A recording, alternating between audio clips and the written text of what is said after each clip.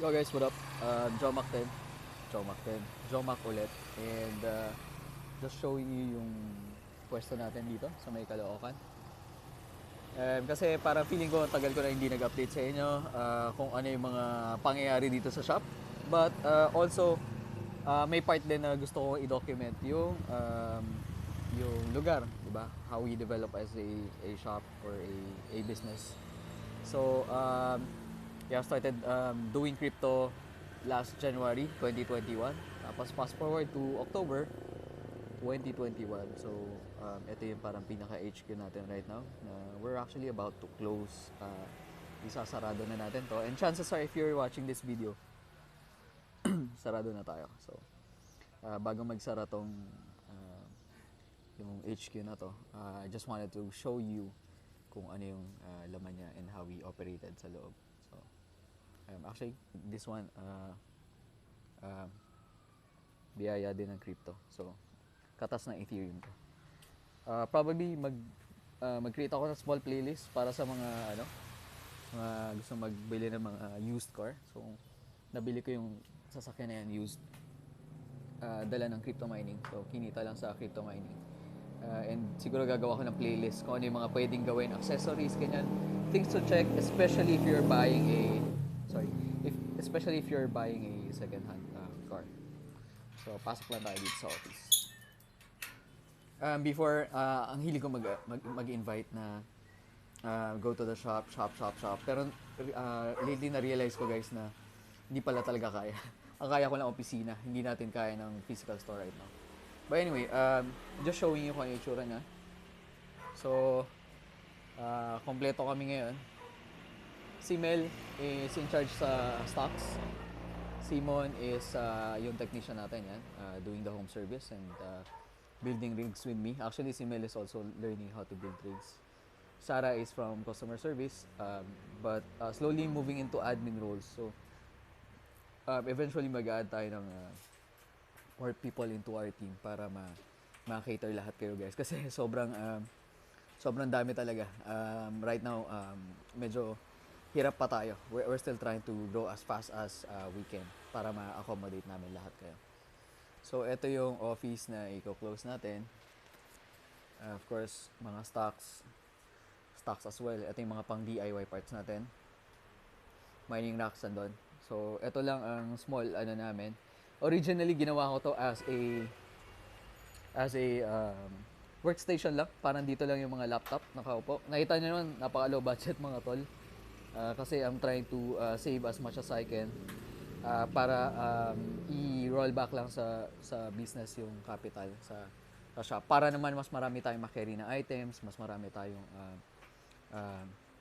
maservicean ng clients. Kasi to tell you honestly guys, medyo capital intensive yung napasok natin. Walang terms dito, walang consignment, ganyan, lahat kinakash natin. And honestly, inaabonohan pa natin kasi I don't charge full payments sa clients when they ask for mining rig builds. Previously, actually, mga less than 10% lang yung down payment, which is na napatunayan ko na mahirap pala i-maintain kapag dumadami na yung clients mo. So, anyway, yun, going back to sa statement ko, we're trying to save as much as we can financially para mas mapalago namin yung negosyo. So, eto naman, marine plywood lang. Yung malaking lamesa. Guys, remember sorry kung boring tong video na to, pero I'm just also doing this para mapanood ko rin eventually. Kung sasertehin, di ba? Lumaki yung company natin. Gusto ko lang din balikan kung paano siya nag-start. Kung paano, ano yung itsura namin sa loob. Kasi kung nakikita nyo ako ngayon, nakasando lang din ako na butas. Dahil sobrang init dito sa loob. So, yun yung problem namin right now. Although may airflow tayo going to the rigs na we're doing stress testing, tawag dito? Kulob talaga yung place. So, yan. And since nag-rent lang ako dito for a few weeks, wala talaga akong mababago about the electricals and all those stuff. So, yan. PC number 1, PC number 2, gamit ng mga customer service team. Simple lang, printer, ito yung kainan namin. Nakita nyo naman. Ano lang, Shopee na table lang na foldable. Yan yung dinner, merienda kanina. Tapos, Basically, that's it. Pakita ko na lang din yung office ko sa taas. So, ito yung mga whiteboard na yan. Kung pinost mo yung video, makikita mo yung mga plano namin na next na products na i-launch. And yung mga things to buy pa for the office. So, yan. Ito, akit tayo sa taas. May kita natin. So, may kita na guys, hindi talaga siya kagandahan. Talagang, yan. Hindi siya kagandahan. Talagang rundown house lang siya na nirentahan natin. Parang bodega lang talaga siya guys. Tapos, ito naman yung quote-unquote office ko. So, this is where I spend most of my, actually, not most of my time Kasi most of my time nasa baba talaga ako. Pero sometimes, pagka nandito ako sa office na to, dyan ako naglalagay with a laptop. Tapos, just answering emails or customer concerns. So, yun lang siya. As in, literal na tambakan. Tapos, ito, higaan ng matapang. Hello Kitty.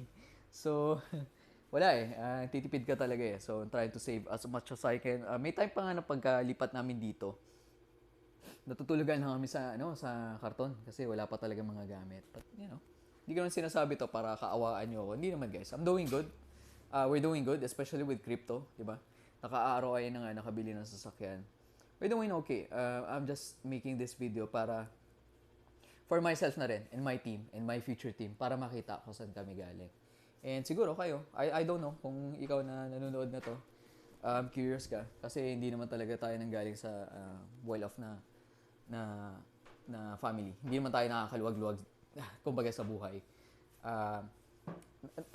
Tsagaan lang talaga. So, if you're watching this and you plan to start your own business, online ba yan, brick and mortar ba yan, or baka follow kita from my previous tutorials on how to be a freelancer. So, times may be tough right now for you, but trust me guys, just don't give up on your dream. No? If you have something that you want to get, especially in life, kailangan talaga magtitiis tayo. And hindi naman laging lugi, okay? Meron namang mga business na nag-click, meron mga business na nalugi ako ng millions, especially yung convenience store ko na hindi ko masyadong napapag-usapan, pero sobrang laki na nalugi ko doon. But yeah, sometimes we get lucky and we get good breaks. So thank you for watching guys. Again, this office is closed. Kung nakikita mo na to, sarado na po itong opisina na ito, ang headquarters na ito, by the time that you are watching this video. But thank you for watching guys, and watch out na lang sa next video natin. I will update you kung ano yung plans for the future headquarters. Chomak here. Peace out guys, and happy mining.